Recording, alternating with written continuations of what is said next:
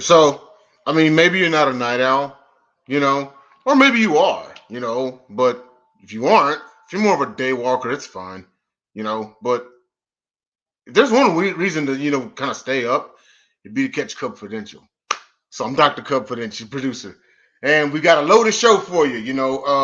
Got some great things to talk about as far as Chicago Cubs baseball. We are the best, latest, and greatest Chicago Cubs round the team coverage in sports media. And without further ado, I want to bring in our host. He's the Brooklyn bad boy, Mr. JB Ellis. Come on in. So what's going on, Dr. Confidence? Nothing much. Got some happenings going on. A pretty interesting topic for a cupboard dud. I'm curious to hear you guys' thoughts on it. It wasn't team specifics, more like major specific, but it does affect the Cubs. But I do want to hear y'all's thoughts about it. So, hey, why don't we get was that like a pun happening since happened another home run tonight? You try to be smart at 11 o'clock at night on the East Coast. Is that what's going on? Well, you're showing your MD or your PhD. Hey, someone's got to be the smartest guy in the room. So we're going to do a little round table tonight. We may be joined by a special guest in just a couple of moments, but we're going to do it a little differently tonight. We're going to start off with the guy who's probably feeling the worst today. Probably had a bad hangover. It was pretty ugly. I always feel bad for him, but he got to hear a legend for his team earlier on Sideline Sports. I'm going to start off bringing in Jordan Long. Hey, JB. What's going on? How you doing? Would have been a little bit better had our coach not decided on a 64-yard field goal, but I have to say, love the interview with Carl Mecklenburg. Definitely a legend. Me personally, I think he should be in the Hall of Fame. I'm with you on that. He was always one of the guys that, I always thought was a top defender back in the day when I would watch football growing up. Love the guy, great personality. I appreciate his time. Without further ado, we're going to bring in the pundit's pundit himself, the man I will see in a cornfield near you on Saturday, Mr. Jacob Christner. Hopefully with less hair, we'll see. I don't know. I know I'll have less hair, but that's just me. But welcome to the program. I'll tell you this. Last night's game, all we can say is Matt Nagy must have been through his earpiece because that was really, really bad. Oh, it was ugly. But, that's what happens. It's the NFL season underway with a horrible start for a lot of teams, a lot of surprises week one. But we're here to talk baseball. We got some horrible baseball to discuss. And we're going to bring in our special guest. We're going to bring our special guest in, Gabe Santiago, San Francisco Giants insider, joining us tonight. How you doing tonight, Gabriel? Hey, what's up, boys? Man, I'm glad to be here. Got to talk some sports with you, talk a little baseball, a little football. It's a beautiful time of year, that first weekend of September. I'm excited. It's when everything starts to happen. And by the way, I'm a Bears fan, so Broncos fan here. There, respect is due. Broncos fan here. Unfortunately, at least all I can say is new head coach. So hopefully things will get turned around. So it's just week one. Too many people are overworking. Just to be fair, Gabriel, I don't think the Bears win that game if it isn't an 800-mile-per-hour monsoon. That was something else, huh? Those California boys, they're definitely not used to that. Some real good old-fashioned Midwest weather, huh? Also the worst. Yeah, I'm from the Midwest, so it's also the worst field in the NFL, so that couldn't have helped either. Historic, as some might say. Yeah. It was pretty bad. It was as ugly as it gets. But let's talk some more ugliness. Let's start with the San Francisco Giants series. So, getting into that, I was actually surprised we even had a baseball game on Sunday after seeing the conditions at the football game.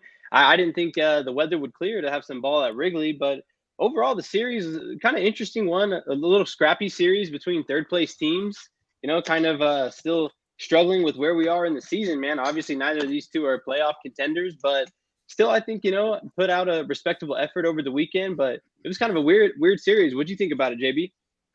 So, right now at this point in the Cubs year, nothing surprises me.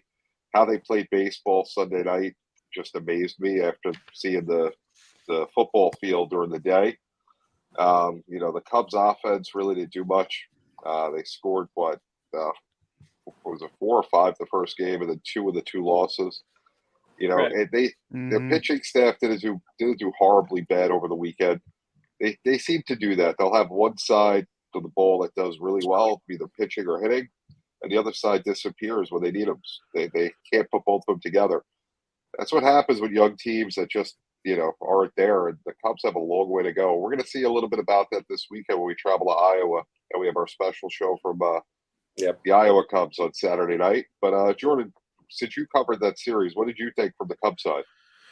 Just what you said. I mean, we didn't have much offense. Pitching was fine, but the fact of the matter is it seems like when we got something going, the Giants would come right back with their offense. Just not timely hits. That's just what it all came down to. And the Giants had better. And we've seen this. We've talked about this on the show. We haven't had timely hits. Giants took advantage of it, and they ended up winning, on Saturday and Sunday. But I definitely agree with you guys. It was interesting that they even had a game on Sunday with all the rain down there in Chicago. Yeah, it was cool to see the friendly confines open up a little bit. I know, again, it's just weird how it lined up with the 2 San Francisco teams being in the midway at the same time. But I like how you guys said it. It was just about, I think, timely hitting this weekend. I think both these offenses are pretty frustrated as the season has gone on. But when it came around to Sunday, yeah, it was just guys like Estrada, guys like Flores who happened to come through on that day. But yeah, you can kind of just see like some similarities of where the 2 ball clubs were at kind of at the present time. And sorry, I didn't mean to cut you off there, JB. Oh, no worries. But I mean, yeah, looking at it, it's the time of year where people start to forget about baseball, especially when you have a team in the middle of the pack that's not going anywhere. But, now is when you're going to see what's going to happen next year, because this is all a building block. Now with the way the wild card situation is, you don't want to turn off the season right now because you're going to miss who's going to be out there next year and giving you a shot to play into October. You're going to see your young guys come out there and battle for spots and, positions going into spring training. So, you got to pay attention here to see who's going to fit where. Thankfully, football is pretty much just on Sunday if you're in Chicago. So you get to enjoy the Cubs. The Bears play Sunday night this week. So you'll get another chance to watch the Cubs on Sunday. You're not going to miss a game there. But Jacob, what do you think? What happens this time of year? And you're so darn surprised that they opened up because of the conditions. See, it's the difference between individually owning your own park and Lori Lightfoot Beetlejuice and the park district owning theirs. It's a big difference. The turf is always, the grass is always going to be better in an individually owned stadium than park district. That's the funniest part. But as far as the Cubs go, of course, you had Nico Herner, because Nico Herner, and it's about in the last, thank you, Christopher, in about the last 6 or 7 series, he's been averaged about 260 to 300. This one was really good, 471. The biggest thing now that we're seeing, we brought up the playoffs. Now that we're talking about these wild cards and adding teams, you know what I'm saying? It really shows how bad you are if you can't make it now. Really shows. It's like before, I'm go back to 84, so then I'd go to the 90s. You had the San Francisco Giants miss the playoffs at 103 wins. Oof. Because Atlanta had 104. That would not happen anymore. But at the same time, if you're missing now, you're just bad. So it's like now you look like you're dumping it. Now you look like you're dumping for. That's not necessarily true. I mean, in the American League, the last wild card team 17 games over 500. In the National League, the last wild card team's 13 games over 500. Yeah, third. So, but I'm saying though, it's like the Cubs are really bad. That's what I'm bringing. It's like, but you got to remember, they're going to expand. What I mean by that is they're going to expand. They will keep expanding these things just to make more money. So that's what I'm bringing up by that. But overall with this Giants series, at this time right now, it was just to show off for the next year who's going to make the team. That's what the thing was for. And it's the same with San Francisco. Who's going to make the team? Who's going to hit? Who wants it? Because this is really a who wants it now. Who wants the spot on the team? Because At this point, you're getting ready for your golf game. You're getting ready for your Bahamas trip. You're getting ready for whatever at this point. So if somebody is still raking it like Horner, let me guess what? They're going to see a nice little bag.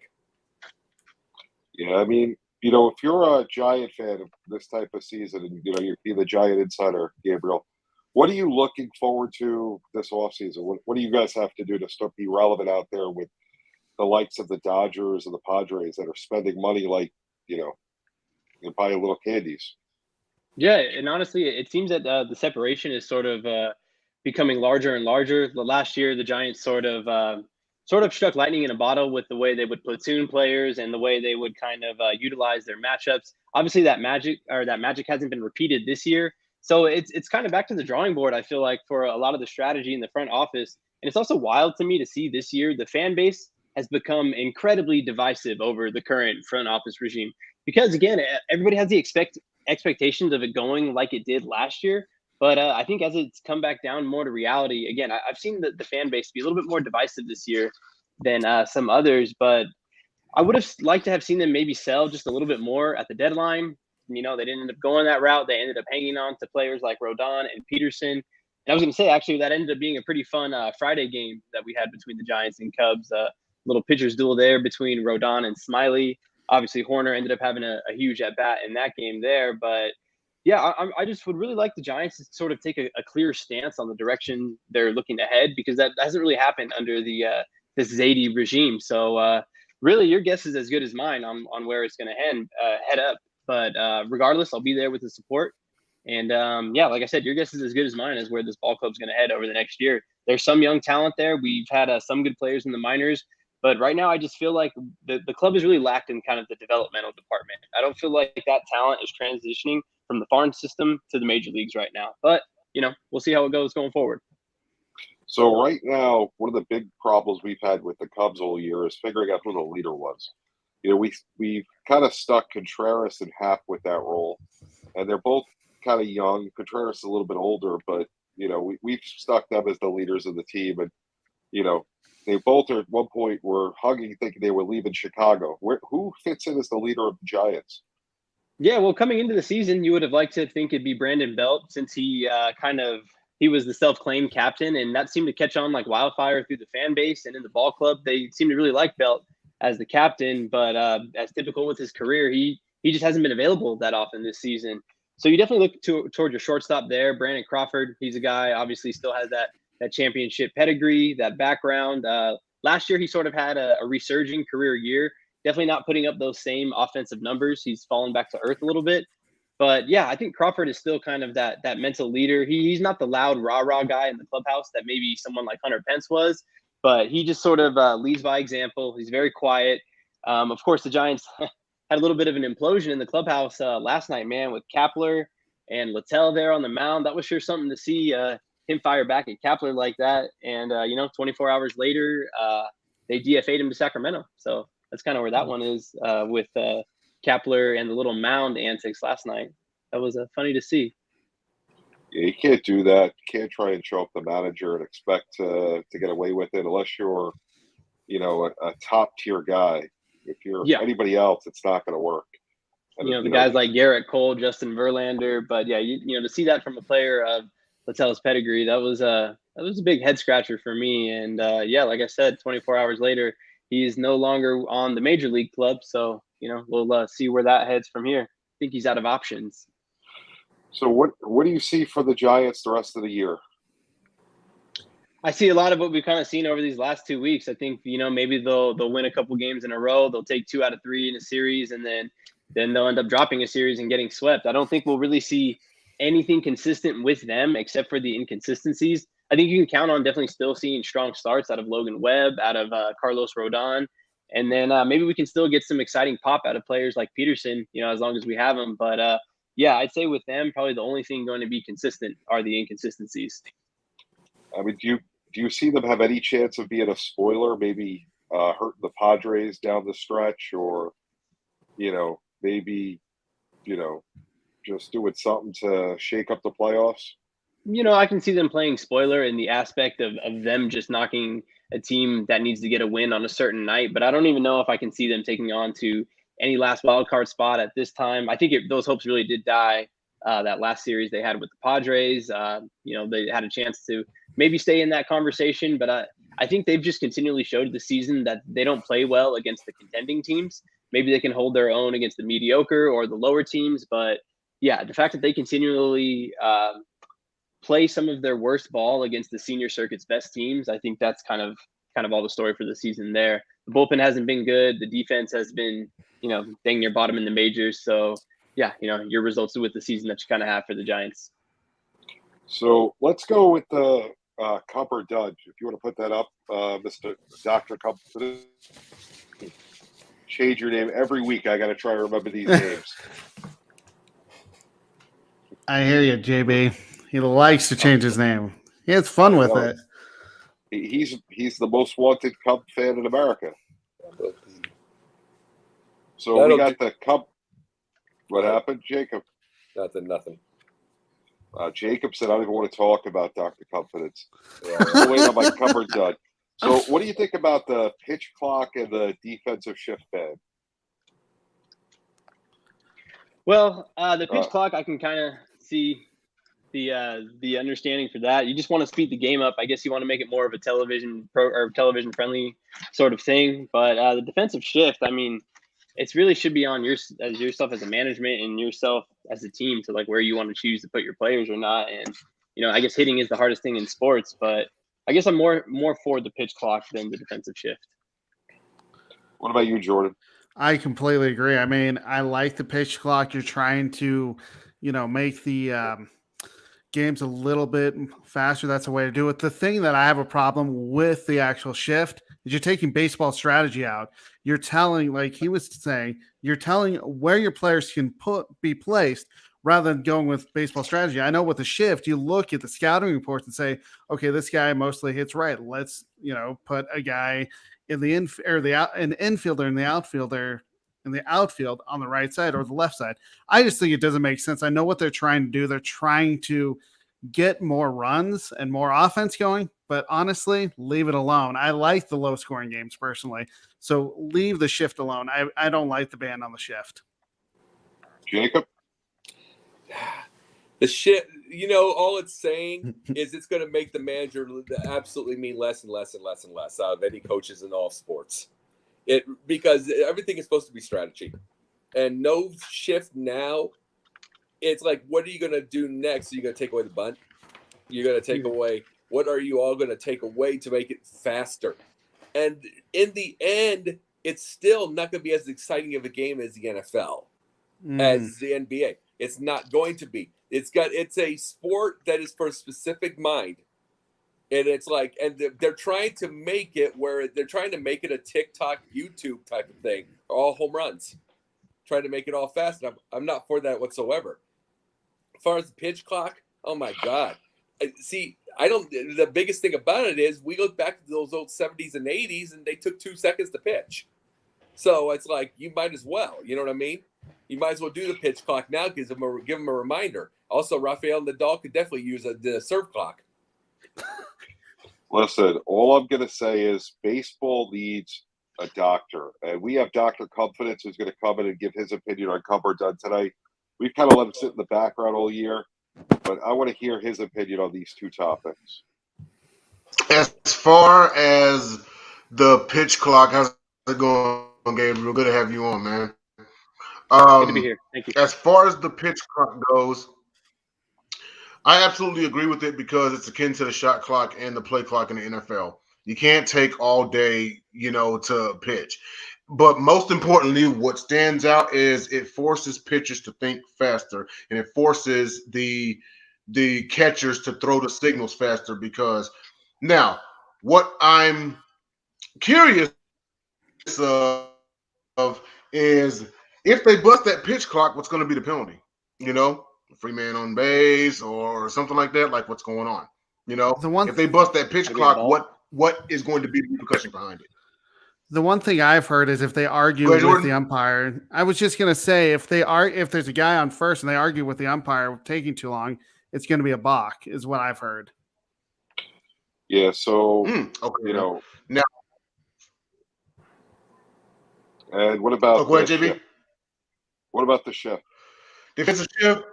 Defensive shift ban, I'm 110% against it because, as Jacob mentioned, as well as Jordan, is you're taking the strategy out of the game.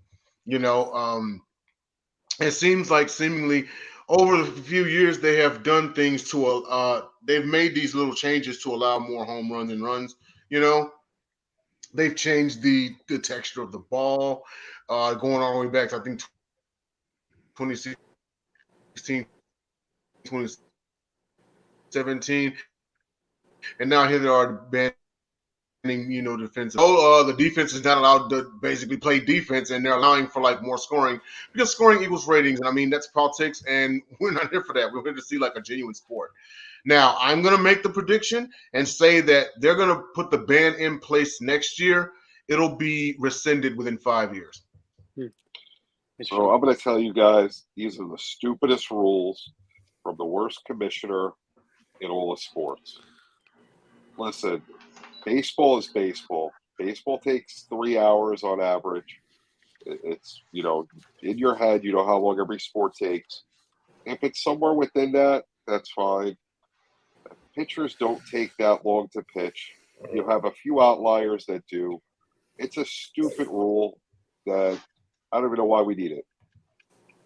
The defensive shift, it's pretty pathetic that we have major league hitters that can't hit the ball the other way. If you can't hit the ball the other way, you know what? You don't deserve to get on base. You're getting millions of dollars to play a game. It's akin to, NBA players that can't shoot free throws. There's no excuse for it. Learn how to bunt. Mm-hmm. Learn how to hit the ball the other way. Long gone are the days of Wade Boggs and Tony Gwynn, that used to hit the ball the other way with ease, and they just hit the ball where the fielders weren't. We guys strike out way too much. Then you got the shift. You got lineups that have multiple guys hitting under 200 in their starting lineup, on a daily basis. It's just a disgusting game right now. And it's not the shift's fault. It's the coach's fault. That's why you have spring training. That's why you have batting practice. That's why you have, workouts to work how to hit the ball the other way. The problem is everybody wants to see home runs. Nobody cares about singles, doubles, or triples. Nobody cares about sacrifices. Nobody cares about stolen bases. But that's baseball. The home run doesn't win baseball games. It's a boring game when it's a home run or a strikeout, to 8 out of 10 batters. It's not the baseball I grew up watching. It's not fun to watch now. The shift is annoying, but you know what? If I'm hitting, shift against me all day. I'm going to bunt. I'm going to hit the ball the other way. And you'll never shift on me again. So It's just completely pathetic. And I'm ashamed of all 4 of you for not saying what I just said. Especially you, Jacob. Especially you, Jacob. Well, I don't have pundit now. You'll find out in a minute. Listen, if you're the pundit, that's it. You got to be pundifying. Yeah. But so I don't know.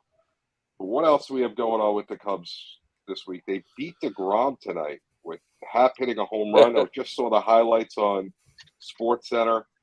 Looks like they just outplayed the Mets, and the Mets are playing for something. And that's what you want to see. You want to see, a team that is playing a playoff team go out there and hustle and play hard and, compete and affect the playoff race. Because that's what the team like the Cubs and the Giants have to do.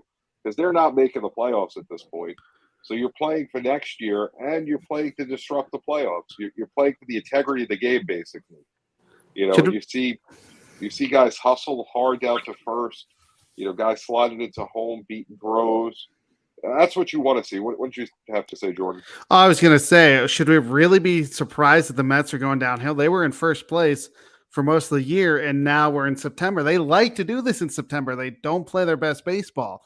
Yes, they could still probably get a wild card spot, but honestly, this is what we're going to have to do, the Cubs, the rest of the way. It's to beat these teams that are about, that are in the playoffs, try to knock them down so we can have some confidence next year. But I'm still not surprised that we beat the Mets.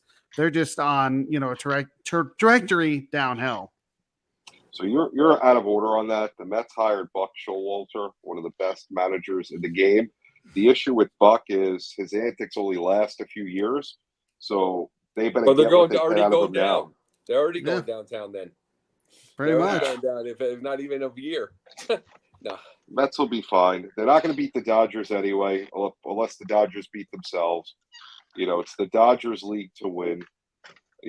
And we're lucky we play in the Central. None of the teams really spend any money except for the Cardinals, and they're getting pretty old. So if our young guys do well, we have a shot going forward. But it'll be interesting to see. Well, one of the biggest things by itself, and we talked about this, is by the Mets in September. That's that's not the shock to beat them, as you say. Beating DeGrom, especially when you had like 3 straight games of 1-0, we end up hitting tonight. We end up hitting tonight. And it's like he gets 10 Ks, but he also gives up about 5-6 hits, which he hadn't done that. He hadn't given up that in combined areas, which exactly. And so the real thing about it is any given week, any given day, any given person, it's like it's such. But that makes me wonder about DeGrom, because the last bad thing he did, they gave him about 7 days off instead of 5. So it makes you wonder if he's going to have quote unquote soreness. So just before we get into the final topic for the night, we're not going to do a confrontation tonight. Gabriel, what can everybody find you? Yeah, I'm a little bit of all over the place in Las Vegas right now. So I'm covering the Raiders beat for franchisesportsmedia.com. So there you can find all my coverage of the Las Vegas Raiders. And then additionally, staying busy in the college realm over at UNLV, calling play-by-play. This week I have one lined up, women's soccer against Cal Berkeley. So that should be a fun one. I'll be calling that on Thursday. And then on Instagram, check me out at GPS_on the mic. JB, thank you so much for having me. Jordan, Jacob, it was good to chat. I hope the Cubs take care of their business rest of the way. Good to meet you, anytime, man. You're always welcome. We'll track you down anytime. You're always welcome on here, Gabriel. I appreciate you. Thank you, JB. All right, so we're going to end the show tonight. Instead of a Cubfrontation, we're going to talk about Pujols getting 700 home runs, and we're going to bring that to our Cub history, to when Ernie Banks got his 500. So in 1970, some 52 years ago, Ernie Banks hit his 500th home run, which is a milestone. I mean, Pujols has played many more games and had many more at-bats than Ernie did.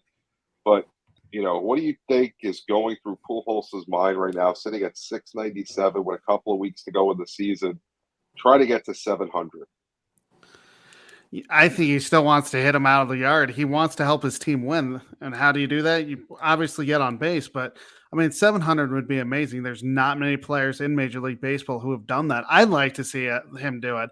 I'm a huge Pujols fan. I know I'm a Cubs fan, but I actually like watching the guy play. So if he gets 700, he might press here in the next few weeks, because there's only 20 games left. He might be pressing at the plate if he gets, a couple of at-bats to try to do it. But I think right now his mentality is, let's help the team win. Yes, 700 would be nice, but I want to go out a World Series winner. Jacob? Yeah, that's absolutely true. And one of the things also, the only thing I'm going to be thinking about is his difference between American and National League. National League, as a Cardinal, absolute, complete, and utter dominance. American League, maybe 250. Maybe in a couple of those years. Just did not do it. And I'm wondering, 700 homers might save his legacy like that, but I'm going to be wondering big time what's going to happen with that. Is that going to be over the years? Yeah, he'll make the Hall of Fame. Yes, he's going to be remembered. He's one of the all-time great hitters. But we're going to be wondering and debating because he never had a really good season in the AL. Not one real good season. Most of his homers have been, and most of his dominance has been in the NL. So we're going to be wondering about that. What if he had his whole career in the AL? Would he be? Would he be a Hall of Famer? Great point. So where can they find you, Jordan? You can find me on Sports Scoop 1 on Twitter. I have a blog that I write Mondays through Thursdays with podcasts on Fridays at sports-scoop.com. You can also find me during the NBA season, Megan's NBA Carousel on Thursdays. I'm on Alex Fleming's NFL Carousel representing the Denver Broncos, hosted by Eric Wilson. And Mr. Pundit's Pundit? Monday nights during the season, Megan Price's NBA Carousel. Figuring Tuesday, since this will be done. Wednesdays, the Pundit's Pundit and and then I'm also with Scott is with us right now. We got our brand. We got Scott, and then I'm on his show too. Yes, you are. I'm on his show also.